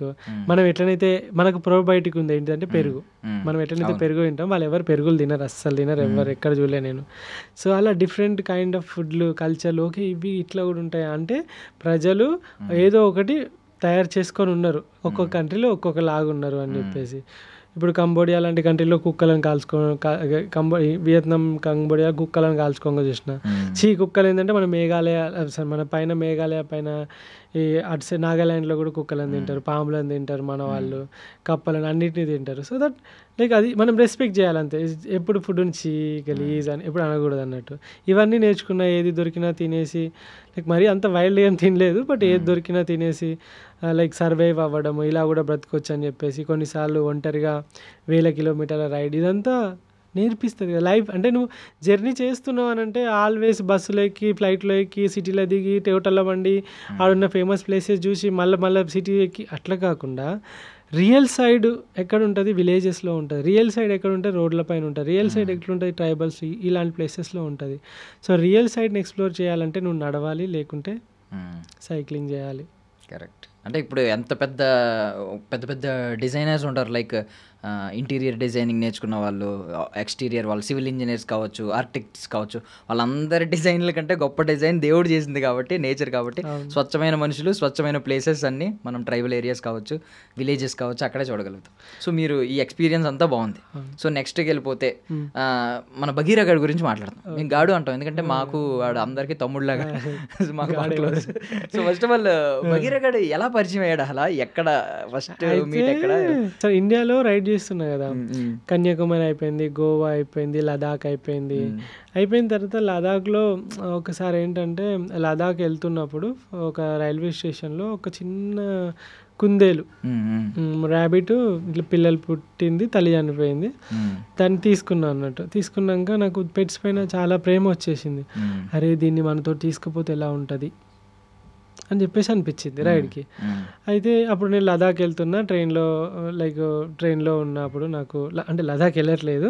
సో లదాఖ్ రైడ్కి ఉన్న ట్రైన్ దగ్గర అది కనబడ్డది. సో దీన్ని తీసుకుపోవడం ఎందుకులే, చిన్న బేబీ కొంచెం పెద్ద అయినాక తీసుకెళ్దామని చెప్పేసి అని అనుకున్నా. సో వాడు నేను లదాఖ్ రైడ్ పోయి వచ్చేసే వరకు కొన్ని రోజులకు రోజు వీడియో కాల్ అట్లా చనిపోయింది వాడు. చిన్న ర్యాబిట్ పెద్దగా అయింది, కొంచెం చనిపోయింది వాడు బ్లోటింగ్ అయ్యి. ఇంకా తర్వాత మస్తు ఏడ్చిన, మస్తు బాధపడ్డా. అయ్యో ఇట్లా అయిపోయింది ఏంది అని చెప్పేసి ఇంకా నేనేం చేసిన, లదాఖ్లో ఈ లదాఖ్ అయిపోయి రైడ్ అయిపోయింది, రాజస్థాన్లో ఉన్న అప్పుడు ఫిక్స్ అయిపోయినా నేను నెక్స్ట్ రైడ్ కంపల్సరీ వాడి ప్లేస్లో ఒకరిని తీసుకెళ్ళాలి. సో మనకు ర్యాబిట్స్ అంటే అంత తెలియదు, కుక్కల చేతులలో పడితే నమిలి మింగేస్తాయి. డాగ్స్ తీసుకుందాము, ఏదైనా ఒకటి స్ట్రాంగ్ ఉండాలి, అది ఎనర్జెటిక్ ఉండాలి, ఎలాంటి రోగాలు రావద్దు అన్నప్పుడు జాక్ రస్సెల్ టెరియర్ బగీరా వచ్చేసి వాడి యొక్క బ్రీడ్. అది ఇండియాలో దొరకదు. బ్రీడ్ ఒకసారి చెప్పండి. Jack Russell terrier. ఓకే, ఎక్కడ దొరుకుతుంది ఎక్కువ? ఇంగ్లాండ్ బ్రీడ్ అది. ఓకే. సో అప్పుడు నా సైకిల్ మీద వాడే కంఫర్ట్ ఉంటాడని చెప్పేసి ఇంగ్లాండ్ నుండి వాడిని ఇండియాకి తెప్పించినాం. ఇండియాకి తెప్పించి వాడికి 6 months దాకా వాడితోటి ఉండి ఆడుకొని వాడితో కరిపించుకొని వాడిని మంచి ఒక కొడుకులాగా మొత్తం చూసుకొని అంత అలవాటు అయిపోయిన తర్వాత 6 monthsకి వ్యాక్సిన్స్ అయిపోయిన తర్వాత ఏవైతే ఉన్నాయో వ్యాక్సిన్ చేయించి అప్పుడు వాడి కోసం సైకిల్ మీద ఎక్స్ట్రా బెడ్, సైకిల్ మీద మంచి కేజు, తర్వాత వాడి కోసం ఫుడ్, మొత్తం మటన్ అంతా మంచిగా ఎండబెట్టి డ్రై మటన్ తీసుకొని వాడికి ట్రీట్స్ లాగా అలవాటు చేసుకొని అదంతా సైకిల్ మీద ఎక్కించుకొని వాడిని 8,000 kilometers 8 states నార్త్ ఈస్ట్ 6 నెలలు హైదరాబాద్ నుండి China border, Sikkim Nathula pass China border దాకా అవన్నీ సైకిల్ మీద రైడ్ చేసుకుంటూ తీసుకొని పోయినా. బట్ మీరు మోసం చేస్తున్నారు యూట్యూబ్ సబ్స్క్రైబర్లు అందరినీ. అంటే సోలో ట్రావెలర్ అంటున్నారు మీరు. సోలో ట్రావెలర్ మా భగీరా గాడి వాడిచ్చే కంపెనీ కంటే పెద్ద కంపెనీ ఎవరిస్తారు అసలు? వాడు ఉంటే ఎంత బాగుంటుంది రైడ్లలో అనుకుంటా, కానీ మిగతా కంట్రీస్లో మీకు తెలుసు వీసాస్ ఉండవు. కొన్ని కంట్రీస్లో వేరే బ్రీడ్స్, వేరే స్పీసీస్, కొన్నిసార్లు మొక్కలు, సీడ్స్, మన వాళ్ళు పప్పులు గిప్పులు తీసుకుపోతేనే పడేస్తారు ఎయిర్పోర్ట్లో. అలాంటి చాలా కష్టాలు ఉంటాయి. అండ్ వాడిని తీసుకెళ్ళిపోయి నేను ఇబ్బంది పెట్టడం ఎందుకు? ఫ్లైట్లో వెళ్ళాలంటే వాడు కింద కార్గోలో 10 గంటలు ఉండాలి. అది నాకు నచ్చలేదు. కార్గోలో ఒంటరిగా ఎంత భయపడతాడు వాడు. ఇంట్లో ఎప్పుడు ఒంటరిగా వదిలిపెట్టలే, ఇంతవరకు వానికి బెల్టేజ్ కట్టేయలేదు ఇంట్లోనే. అలాంటివన్నీ తీసుకుపోవడం నాకు ఇష్టం లేదు. అందుకని చెప్పేసి వాడు ఇంట్లో హ్యాపీగా ఉంటాడు. ఇప్పుడు వాడికి 5 సంవత్సరాలు వచ్చినాయి, మంచిగా వాడు కూడా కొంచెం ఓల్డ్ లైక్ మంచిగా దగ్గరకు వచ్చి మంచి 30 ఏజ్లో ఉన్నాడు వాడు, 30-35 ఏజ్లో ఉన్నాడు. ఓకే, ఈ టైంలో ఏముంటుంది వాడికి, మంచిగా కృష్ణారామ అనుకుంటే ఇంట్లో. బట్ మన అంటే మీకు ఈ జర్నీ మొత్తంలో వెళ్తున్నప్పుడు చాలా ప్రమాదాలు ఎదురై ఉంటాయి. ఎదురైనప్పుడు మనం ఇప్పుడు డాగ్స్ మనకంటే ముందే పసిగడతా ఉంటాయి అంటారు. అంటే కొన్నిసార్లు అది మిమ్మల్ని అదే ఎవరన్నా మిమ్మల్ని మీ మీద అటాక్ చేయబోతున్నా అది ఆపే సిచ్యువేషన్స్ ఉంటాయి, ఖచ్చితంగా ప్రొటెక్ట్ చేస్తుంది. సమ్ టైమ్స్ ఏంటంటే దానివల్ల మీకు కొన్ని సమస్యలు ఎదురవుతాయి. సో వీటి గురించి ఏమన్నా షేర్ చేసుకుంటారా? వాడు ఎట్లాంటి వాడు అంటే, నేను గంగలు కలిసిన పైన పర్లేదు, వాడి పని వాడిదే. మేఘాలయలో రెయిన్బో వాటర్ ఫాల్స్ అని చెప్పేసి ఒకటి ఉన్నది. ట్రెక్కింగ్ అరౌండ్ చాలా 20-25 ఉంటాయి కావచ్చు, అప్ అండ్ డౌన్ ఏమో. పోతాను ఇక బెల్ట్ అక్కడ ఏం లేవు, జంతువులకి ఇట్లా ఏం లేవు, బెల్ట్ ఎందుకులే. వాడు మంచి పోరాడు, వాడు మంచి 1 year ఉన్నది వానికి అప్పుడు. ఇక ఫుల్గా ఎంజాయ్ చేస్తాడు. సడన్గా పెద్ద లోయలోకి పరిగెట్టుకొని కిందికి వెళ్ళిపోయాడు. చూస్తే వాడు కనబడతలేడు. వీడు ఎటుపోయినరా బగీరా అని చెప్పేసి పిలుతానా అని. ఇక నా పని అయిపోయింది, వీడు చచ్చిపోయిండు. ఇంకా వీడిని తీసుకుపోయినందుకు అందరు నన్నే తిడతారు. వానికి ఏమైనా అయితే అందరు వానికి బిగ్ ఫ్యాన్స్ ఉండే. ఇక ఇచ్చా బాబాయ్ అనుకున్నా పోయిండు. వాడు ఏం చూసిండంటే పక్షిని చూసిండు. ఆ పక్షిని పడదామని ఆ లోయలోకి వెళ్ళిపోయిండు. బగీరా అని చెప్పేసి మొత్తుకొని ఆడ కూర్చొని అంటే నేను దిగలేను అల్లకు అలాంటి లోయ. వాడు ఎట్లొచ్చిండో మళ్ళీ వచ్చిండు పైకి. ఇక రాగానే ఒక్కటి వేసిన ఫస్ట్ టైం వాడిని తాడు మడత పెట్టి పట్టా తొడల మీదకి వెళ్ళేసి బాడుకో ఎందుకు పోయినవారు అది అని చెప్పేసి తీసుకొని పెట్టుకొని ఇక వాడిని చేతుల్లే పట్టుకొని ఇక మొత్తం పైకి అంతా ఎక్కేసి తీసుకొని వచ్చింది. అదొకటి. అండ్ మేఘాలయలో ఒక నోకలికాయ్ వాటర్ ఫాల్స్ అని ఒక వాటర్ ఫాల్స్ ఉంటుంది. అది తప్పిపోయినా అన్నట్టు నేను. పొద్దున 10 రమణ అని ఇంకొక తమ్ముడు ఉంటాడు. ఆ తమ్ముడు నేను ఇద్దరం కలిసి ఆడికి ఎవ్వరు పోరంట. నేను ఆ తమ్ముడు బగిగాడు ముగ్గురం కలిసి పొద్దుగాల 8 గంటలకు పోతే పొద్దుగాల 8 గంటలకు తప్పిపోతే రాత్రి 12 గంటలకు దొరికినాం మేము. మమ్మల్ని దొరకబట్టడానికి వచ్చిన 3 పోలీస్ బెటాలియన్స్ కూడా తప్పిపోయినాయి.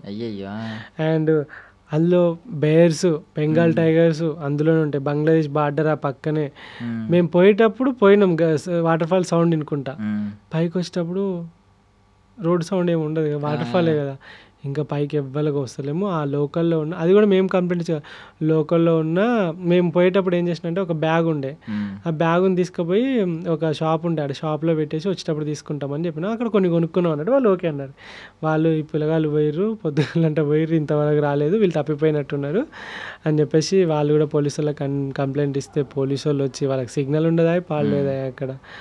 అమ్మో మమ్మల్ని మొత్తం వాటర్ లేవు, చిత్తడి నేల అన్నట్టు మొత్తం. మీకు తెలుసా చిరపుంజి వచ్చేసి రెయిన్ ఫారెస్ట్ 365 days వాటరే, వర్షం పడుతూ ఉంటుంది. అమ్మో ఆల్రెడీ వింత పురుగులు, జంతువులు. ఇంకా తిండి లేదు, వానికి తిండి లేదు, మాకు తిండి లేదు, నీళ్లు లేవు. వాడు అప్పుడు కూడా దోమలు పడతాడు. దోమలు ఉంటే టక్కున మింగుతాడు. వాడు ఈగలు దోమలు అంటే వాడికి చాలా చెడ్డకి టక్కున పట్టేస్తాడు. అబ్బా వీని ఎందుకు పట్టుకొచ్చినా, ఇంకా ఇలా మా లాస్ట్ డే అనుకున్నాము. కానీ ఫైనల్గా రాత్రి 11-12 గంటలకు పోలీసు వాళ్ళు రెస్క్యూ చేసి పోలీస్ స్టేషన్లో తీసుకుపోయి కింద చాయ్ ఒక బ్రెడ్ ఇస్తే అమ్మ ఎంత హ్యాపీగా అనిపించింది. తిరిగి వచ్చింది. అదైతే మోస్ట్ స్కేరియస్ట్ మూమెంట్ అన్నట్టు.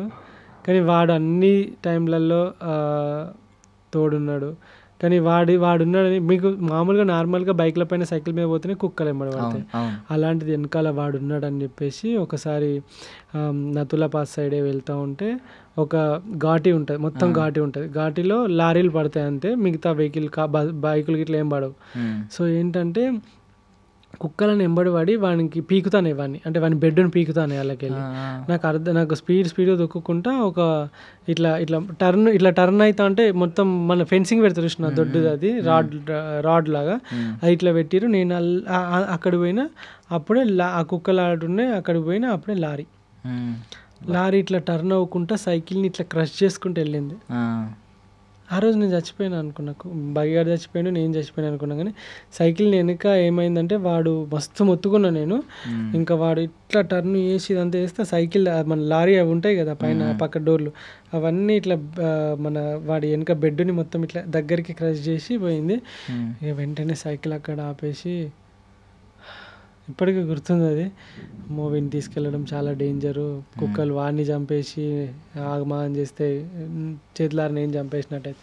అండ్ బగీరా వాడు వచ్చేసి అగ్రెసివ్ బ్రీడ్, చాలా అగ్రెసివ్ బ్రీడ్. వాడు ఇంకా చంపేస్తాడు లేదా చేస్తాడు. ఇప్పటికీ వాడు దగ్గర ఒక 80 మందిని కొరికిండు. వాడిని ఎత్తుకున్నారు అనుకో, వానికి మెంటల్ ఎత్తుంది. ఇంకా కొత్తలు ఎత్తుకోకూడదు అసలు, ఎవ్వరు ఎత్తుకోదు, ముట్టుకోదు. వాడిని తల మీద చేస్తే వానికి మొత్తం బీపీ రేజ్ అవుతుంది. వాడు single owner and alpha male dog అది. సో దట్ ఇలాంటి డాగ్స్ ఏంటంటే ఓనర్ అని ఒకనే అనుకుంటే మిగిలిన వాళ్ళకి ఎవరికి అంత పర్మిషన్ ఇవ్వవు. ఈవెన్ మా పండుకున్నప్పుడు మా అమ్మ చెల్లి ముట్టుకున్నా అంటాడు. ఇప్పుడు క్లోజ్ అయిపోయిండు, ఇప్పుడు తగ్గింది అగ్రెషన్. కానీ అప్పట్లో చాలా అగ్రెషన్ ఉండే. ఎవరైనా క్యూట్గా ఉన్నది అని అంటే అమ్మో మీ దండం మీద ముట్టుకోకూడదు అని అంటారు. అయినా ఎత్తుకున్నారంటే రక్తాలు గారి కింది దింపుతారు అంతే. ఏంటంటే వాడిని టచ్ చేయాల్సిన ప్లేస్లో టచ్ వాళ్ళు ఏం చేస్తారంటే ఇట్లా పట్టుకొని పిసికేస్తారు డాగ్స్ అంటే. బ్రీడ్ వచ్చేసి హంటింగ్ బ్రీడ్, ఫాక్స్ హంటింగ్ కోసం ఇంగ్లాండ్లో యూజ్ చేస్తారు అన్నట్టు దీన్ని. అంత అగ్రెషన్ ఉన్న బ్రీడ్ ఫాక్స్ హంటింగ్. మీరు చూస్తే యూట్యూబ్లో జాక్ రస్సెల్ టెరియర్ అంటే పాములను పెద్ద పెద్ద పాములను చంపేసి కొరికేసి ముక్కలు చేసి ఉంటుంది, అండ్ ఏనుగుల మీదకి ఫైటింగ్ పోయి ఉంటాయి, యూట్యూబ్లో వీడియోస్ ఉంటాయి. సో ఇక వాడి గురించి చెప్పిన పొద్దున్న దాకా చెప్పిన అయిపోతుంది. వాడు మీకంటే స్ట్రాంగ్ ఇప్పుడు అర్థమైంది నాకు. ఓకే, నేను ఏదో అనుకున్నా కానీ నార్మల్ బ్రీడ్ అని. ఇప్పుడు నువ్వు అన్నావు కదా నేను ఉంటే తెచ్చుకొని పెట్టుకుంటా, నువ్వు రక్తం కారకుండా దింపేసి ఆడ కూర్చుంటాడు. బట్ వెరీ క్యూట్ అసలు, వాడు నిజంగా చెప్తున్నా వెరీ క్యూట్ ఉన్నాడు అసలు. ఓకే, సో బగీరా గాడి నుంచి బయటకు వచ్చేద్దాం మనం. ఓకే, బాగుంది. ఇప్పుడు దాకా ఇక్కడ దాకా వచ్చారు. అసలు ఏంటి మీ గోల్, ఏంటి మీ డ్రీమ్, ఏంటి? ఏదో ఉంటుంది కదా లైఫ్లో ఇది అచీవ్ చేయాలని. ఆల్రెడీ ఇప్పుడైతే ఇది అచీవ్ చేశారు. ఎంతో మందికి సాధ్యం కాని అచీవ్మెంట్ ఇది. సో మీ మీద ఒకరు బుక్ రాయడం, మీ బయోగ్రఫీ రాయడం అనేది. సో సూర్యతేజ ఆయన. సో ఎన్ని డేస్ పట్టింది రాయడం? ఇది వచ్చేసి పెన్ ఏ స్టోరీ అని చెప్పేసి అది లైక్ యాప్ అప్లికేషను. సో దానిలో ఉన్నది ఇప్పుడు. సో అది ఆ యొక్క దాని నుండి ఈ బుక్ రాయడం జరిగింది. ఈ బుక్ని రాయడానికి 2 years పట్టింది యాక్చువల్గా. ఎందుకంటే 2 years క్రితం నుండి తను స్టార్ట్ చేస్తే మొత్తం ఎక్స్ప్లెయిన్ చేసి, అంటే తర్వాత నాకు 6 months బ్యాక్ తను నన్ను కాంటాక్ట్ అయ్యిండు. 2 years దాకా అతను సైలెంట్గా పాయింట్స్ రాసుకొని నోట్ చేసుకొని చూస్తుండే ప్రతిరోజు. తెలియదు మీకు బుక్ కోసం? నాకు తెలియదు. 6 months తర్వాత అతను అప్పుడు నన్ను పర్మిషన్ అడిగిండు, ఒక బుక్ రాద్దాం అనుకుంటున్నాము, మీకు ఓకేనా అని అంటే, నేను నా మీద బుక్ రాయడం ఏంటిది అనుకున్నా. ఒకసారి కలుద్దాం సార్ అని అంటే, అప్పుడు కలిసిన తర్వాత 6 months ట్రావెల్ చేసి అప్పుడు ఈ బుక్ ఫైనల్గా అసలు ప్రతి క్షణంలో ఏం జరిగింది, ఎట్లయింది, పుట్టిన కాంచెల్లి ఇన్ని సంవత్సరాల వరకు ఆ బుక్లో ఉంటాయి అన్నట్టు. సో సూర్యతేజ గారు అతను రైటర్ తను. సో తను ఆ బుక్ని రాసిండు. అది ఎట్లుంటుంది అని ఎగ్జైటింగ్గా నేను కూడా ఉన్నా, చూస్తున్నా. లైక్ ఫోటోలు ఉన్నాయి, ఇంకా ఇప్పుడు వస్తుంది, ఇంకో 4-5 రోజులలో వచ్చేస్తుంది. యాక్చువల్లీ అమెజాన్లో రిలీజ్ అవుతుంది. బట్ నేను కూడా రివీల్ చేయాలనుకోవట్లేదు లోపల. బట్ టైటిల్ కవర్ పేజ్ ఒకటే మాత్రం చాలా ఇంప్రెస్ చేసింది. The Indian cyclist, a journey for generations. అద్భుతమైన క్యాప్షన్ అయితే పెట్టాడు అనమాట. సూపర్. చాలామందికి ఇది లైఫ్ టైం డ్రీమ్, ఒక వాళ్ళ మీద ఒక బుక్ రాయడం ఏంటి, వేరే వాళ్ళు అసలు పెద్ద పెద్ద వాళ్ళకే సాధ్యం. యాక్చువల్లీ ఎవరి బుక్ వాళ్ళు రాసుకుంటారు. అవును అవును. కానీ వేరే వాళ్ళు రాయడం అనేది చాలా గ్రేట్. అండ్ చిన్నపిల్లలు, వీలైతే చిన్నపిల్లలు చదివితే బాగుంటుంది అది. ఎందుకంటే ఇప్పుడున్న జనరేషన్ చాలా స్ట్రాంగ్గా బిల్డ్ అవుద్ది అండ్ చాలా అడ్వెంచరస్గా ఉంటుంది బుక్ కూడా. మనం ఇప్పుడు మాట్లాడుకున్నాం కదా బ్రో, ఒక గంటన్నర సేపు మాట్లాడుకుంటున్నాం కదా, అలాంటిది ఒక దగ్గర 30 సంవత్సరాల పైన లైఫ్ అందులో ఉంటుంది కాబట్టి బాగుంటుంది. ఓకే, సో కంట్రీస్ గురించి స్మాల్గా మాట్లాడుకుందాం, చిన్నగా షార్ట్ డిస్కషన్. ఇప్పుడు మనం బేసికల్లీ చైనా మనం కంపేర్ చేసుకుంటే మన దగ్గర జనాభా ఎలాగో చైనాలో కూడా జనాభా ఎక్కువ. మనం అయితే ఇక్కడ ఎంత డిసిప్లైన్గా ఉంటాం మీకు తెలిసిందే. బట్ చైనా వాళ్ళు కొంచెం డిసిప్లైన్గా ఉంటారు, వాళ్ళు కొంచెం చాలా డిసిప్లైన్గా ఉంటారని వింటాం.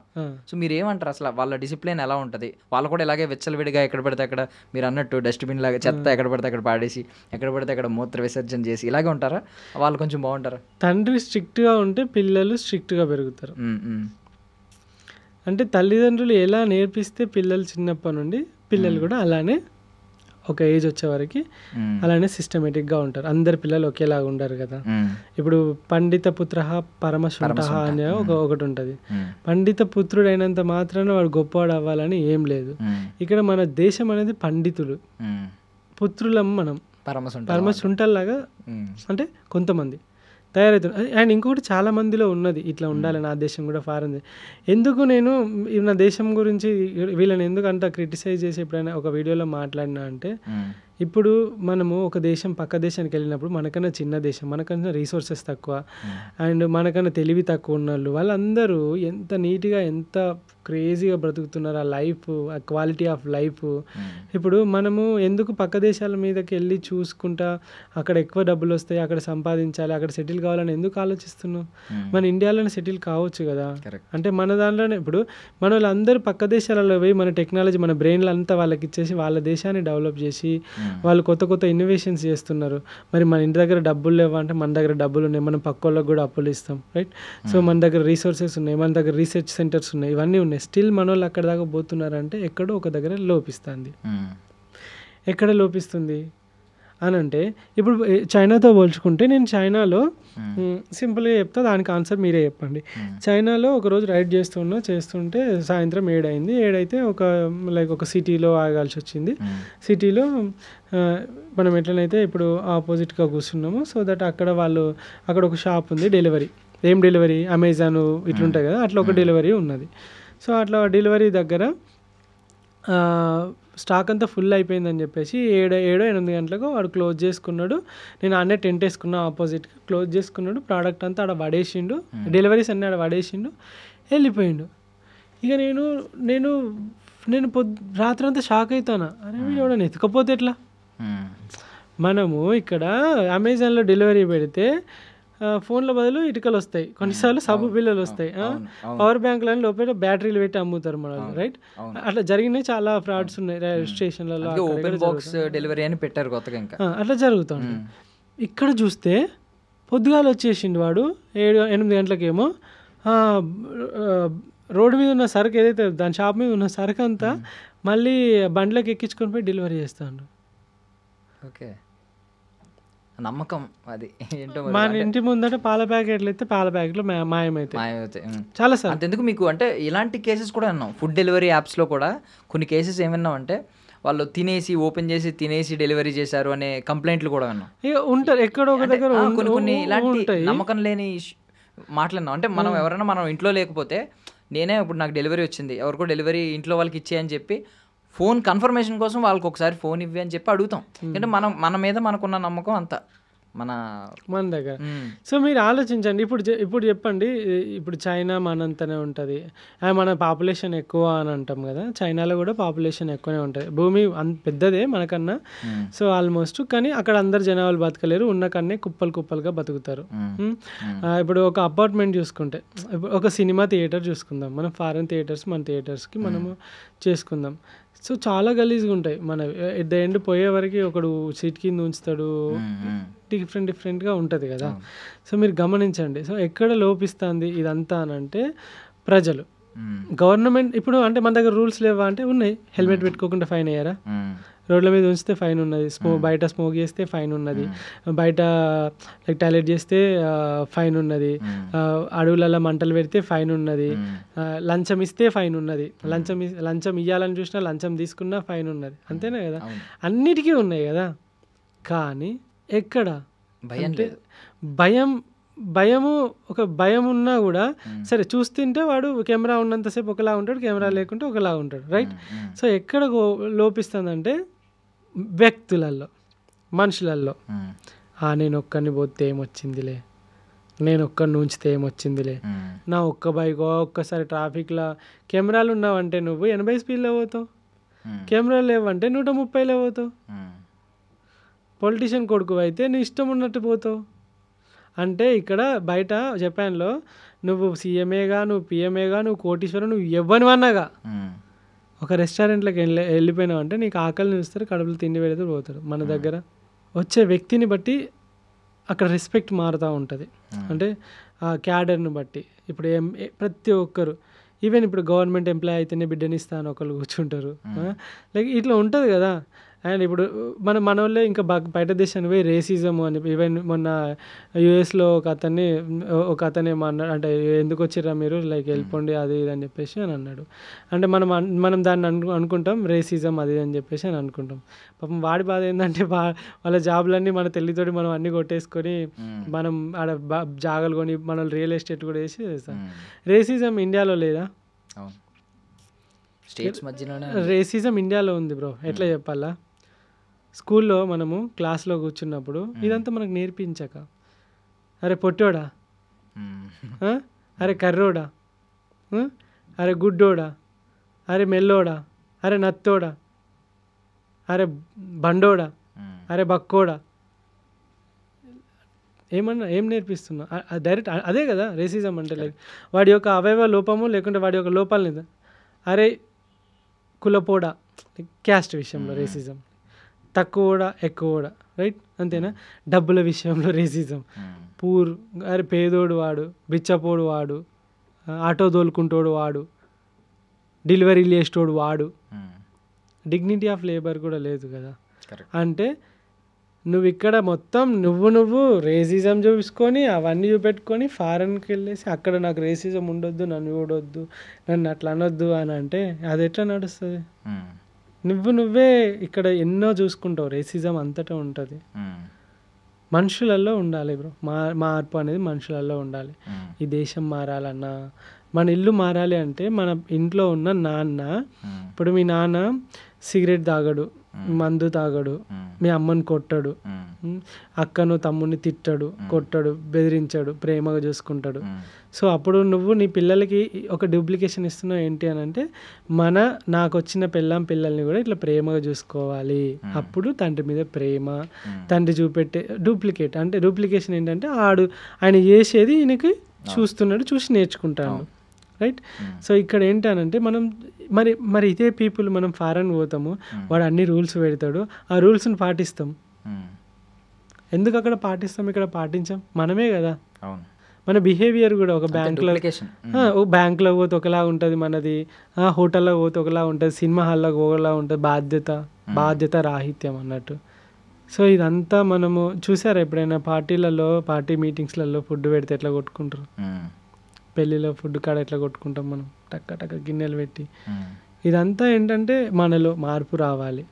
దేశం చాలా మంచిది మనది, మనకు నేర్పించిన పద్ధతులు, కల్చరు మంచివి, చాలా మంచివి అక్కడ నుండి.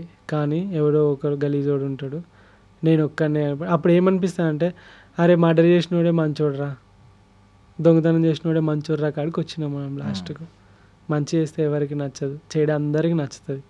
గోడ కట్టడం చాలా కష్టం, కూలగొట్టడం చాలా ఈజీ, ఏదైనా చెడు చేయడం చాలా ఈజీ. మన దేశం మనమే ట్యాక్సులు కట్టము, మనమే ట్యాక్సులు ఎగ్గొడతాము, అలానే లూప్ హోల్స్ కట్టుకుంటాము, క్యాష్ ఇప్పుడు చాలామంది బిజినెస్ చూస్తాను, వాడు కార్డు యాక్సెప్ట్ చేయడు, లైక్ డిజిటల్ పే యాక్సెప్ట్ చేయడు, ఎందుకంటే అవన్నీ బ్యాంకులో పోతే ట్యాక్సులు తప్పించుకోవాలని క్యాష్ ఏమంటాడు. ఇలాంటివి చాలా ఉన్నాయి. ఇవన్నీ మనము బాధ్యతాయుతంగా ఉన్నప్పుడు మన క్వాలిటీ లైఫ్ క్వాలిటీగా ఉన్నప్పుడు, మనం వేసే ఓటు క్వాలిటీ వ్యక్తులకు వేసినప్పుడు ఆటోమేటిక్గా క్వశ్చన్ చేసే అవకాశం ఉంటుంది. సో దేశం మస్తు డెవలప్ అవుతుంది. సో 2 టాపిక్స్ అయితే ఇందులో బాగా వచ్చినాయి. ఏంటంటే ఒకటి రేసిజం, ఇంకొకటి డిసిప్లిన్. సో ఇప్పుడు మీరు తిరిగిన ఈ అన్ని కంట్రీల్లో రేసిజం లేనిది, అంటే మిమ్మల్ని కూడా ఒక ఇండియన్ సైక్లిస్ట్ వచ్చినప్పుడు చాలా చాలా బాగా గ్రాండ్ వెల్కమ్ చెప్పిన కంట్రీ ఏది? అంటే రేసిజం అయిపోయింది. డిసిప్లైన్డ్, వెల్ డిసిప్లైన్డ్ కంట్రీ అంటే ఏం చెప్తారు? ఈ 2 కంట్రీలు చెప్పండి. వెల్ డిసిప్లైన్డ్ కంట్రీ అంటే Japan and South Korea and China. రూల్స్ని కరెక్ట్గా పాటించడం కానీ, ఇప్పుడు నీకు తెలుసా వేరే కంట్రీస్లో కూడా ట్రాఫిక్ ఉంటుంది కానీ జామ్ అవ్వదు, మూవ్ అవుతూ ఉంటుంది. ప్రతి కంట్రీస్లో ట్రాఫిక్ ఉంటుంది కానీ జామ్ అవ్వదు. ఒకవేళ యాక్సిడెంట్ జరిగితే జామ్ అవుద్ది కానీ మెల్లిగా మూవ్ అవుతూ ఉంటుంది. ఇండియాలో ఏమవుతుంది అంటే మూవ్ అవ్వదు, జామ్ అవుతుంది. ఎందుకు జామ్ అవుతుంది అంటే చెప్తా. చౌరస్తాలో ఇటు పోయేటివి ఓకే, అట్లకెళ్ళి ఇటు వచ్చేటివి ఉంటాయి, ఇటు పోయేటివి ఇటు వచ్చేవి ఉంటే ప్రాబ్లం ఏం లేదు, అటు ఇటు పోతాడు. కానీ అటు పోయేటోడు ఇటు పోవాలి, ఇటు పోయేటోడు ఇటు పోవాలి. ఇక్కడ ఏమవుతుందంటే ఎవడు చూస్తలేని సర్రన ఒకడు వస్తాడు, పెడతాడు. ఇట్లా పోయేటోళ్ళు అందరూ వాడు పోయేదాకా ఆగాలి, అక్కడ సిగ్నల్ పడుతుంది, వాడు పోయేలోగా మళ్ళీ సిగ్నల్ క్లోజ్ అయిపోద్ది. నేను ఇప్పటిదాకా వెయిట్ చేసిన వీడియో కాబట్టి వాడైనా ఎవడు చూస్తాడు అని చెప్పేసి ఆటో వాళ్ళు ఉంటారు. నా సామి రంగా అమ్మో భయం అయితే ఆటోలు పక్కపండి సైక్లింగ్ చేయాలన్నా, నాకు అప్పుడు బండి తోలాలన్నా కూడా ఇట్లా మంచిగా పోతాడు, ప్యాసింజర్ రఫ్ ఇటు తిప్పుతాడు, వెనుకోడు గాల్లో కలిసిపోయినా పర్లేదు. అంటే అందరు అలా ఉండరు. సో లైక్ దీనివల్ల నేను కూడా అంటే లెఫ్ట్ వెహికల్ వెళ్ళడానికి కూడా మీన్ సమ్టైమ్స్ ఎలా అనిపిస్తుంది అంటే ఈ ఆటో ఫార్ములా కొంతమందికి మాత్రం అప్లికబుల్. ఎక్కించుకున్నప్పుడు వాడు ఒక లారీలో ఫీల్ అవుతాడు, అంటే 10 మందిని 11 మందిని ఎక్కించుకుంటాడు. వెళ్ళేటప్పుడు మాత్రం ఒక బైక్లా ఫీల్ అవుతాడు, ఎందుకంటే లెఫ్ట్లో ఎంత సందు ఉన్నా పర్లేదు దానిలో దూరిపోతాడు. అమ్మో నాకు మొన్న వడోదర పోయినప్పుడు అయితే నాకు భయం అయింది, వాడు ఎట్లా దారుణంగా నడుపుతున్నారు వాళ్ళు. సో అట్లా ఇక్కడ కూడా చూసిన నేను, నడుపుతారు మన వాళ్ళు. ఈ హైదరాబాద్లో కానీ ప్రతి ఒక్క ప్లేస్లో ఉన్నారు. లైక్ అపరిచితుడు సినిమాలో ఎట్లయితే వాడికి కోపం వస్తే నాకు కూడా అట్లే కోపం వస్తుంది. భయం అవుతుంది నాకు బండి నడపాలన్న. ఇప్పుడు అన్ని కంట్రీస్లో 2.5 సంవత్సరాల దాకా బయట ఉండి తోలుకుంటూ వచ్చినా కదా, సడన్గా హైదరాబాద్లో బండి తీసిన తర్వాత నాకు లైక్ భయం అవుతుంది. వాళ్ళంటే స్ట్రైట్గా పోతారు, ఇట్లా పిచ్చి పిచ్చిగా టక్కున టర్న్ చేసి ఇవేం ఉండవు కదా మ్యాక్సిమం, చాలా వరకు ఆ లైన్లోనే పోతారు కదా. ఇక్కడికి వచ్చిన తర్వాత ఇట్లా పోతాను నేను, అదే టక్కున ఒకటి నడపగానే పోయి వెనకకెళ్ళి పోయి గుద్దిన, బ్రేక్ వేసిన, దగ్గరికి పోయి ఆగి ఇట్లా టన్ మని సౌండ్ వచ్చింది. గుర్తుపడి సౌండ్ వాడు పట్టించుకుంటలేడు, వాడు వాడిదే. అమ్మ ఇంకా దారుణం. ఇప్పుడు వేరే కంట్రీలో యాక్సిడెంట్ అయిపోయింది అనుకోండి, వాడు ఏం చేస్తారంటే బండ్లు అక్కడ ఆపుతారు, పక్కకు తీస్తారు, పోలీసు వాళ్ళు వస్తారు, పోలీసు వాళ్ళు వచ్చిన తర్వాత ఆ ఇన్సూరెన్స్ క్లెయిమ్ చేసుకొని వెళ్ళిపోతారు. ఇక్కడ నువ్వు పోయి ముందట ఉన్న కారు ఆటోని గుద్దినావు అనుకో, వాడు ఒక బూత్ తోటి బయటకు వచ్చి నీ గల్లా పట్టుకొని పట్ట కొట్టి తీ పైసలు తీ అంటాడా లేదా? అవును, లీగల్గా ఒక వే ఉంది కదా, మరి అది ఫాలో అవుతారా? అవరు. ఎందుకంటే వీడాలే ఉంటాడు, ఆడాలనే ఉంటాడు. సో ఇదంతా ఏంటి అని అంటే జామ్ అవుతుంది అని అంటే ఇట్లా వచ్చి అన్ని సైడ్లో ఇట్లా పోతారు. దానివల్ల అందరికీ లేట్ అవుతుంది. ఒక్క 2 నిమిషాలు ఆగితే పోతుంది కదా అది. సో మీ రేసిజం లేకుండా మిమ్మల్ని బాగా ఆహ్వానించింది, చేతులు చాచి రేసిజం ఎక్కడ లేదు. అంటే రేసిజం అంటే ఉండొచ్చు వేరే పీపుల్, ఎంతైనా కొంచెం ఈ పార్షియాలిటీ ఉంటుంది. మన వాళ్ళు పరాయవాడిని కొంచెం పరాయవాళ్ళకే చూస్తారు కొన్ని చోట్ల. అదేం లేకుండా ఒక ఇండియన్ సైక్లిస్ట్ వస్తే అన్ని కంట్రీస్ చాలా బానే ప్రేమగా చూసుకున్నాను. ఏంటంటే అది కారణం ఏంటంటే నేను సైక్లిస్ట్ని కాబట్టి, నేను ఎక్కడ నుండో సైక్లింగ్ దొక్కుంటూ వస్తున్నాను కాబట్టి ఆ రెస్పెక్ట్ ఉంటుంది, ఆ క్యూరియాసిటీ ఉంటుంది. నార్మల్గా జనరల్గా పోతే నాకు కూడా రేసిజం కనపడవచ్చు. సో కొరియాలో ఒకసారి రేసిజం అప్పుడు మీకు తెలుసా, కొరియాలో ఒక బోర్డు పెట్టారు, Indians are not allowed to pub.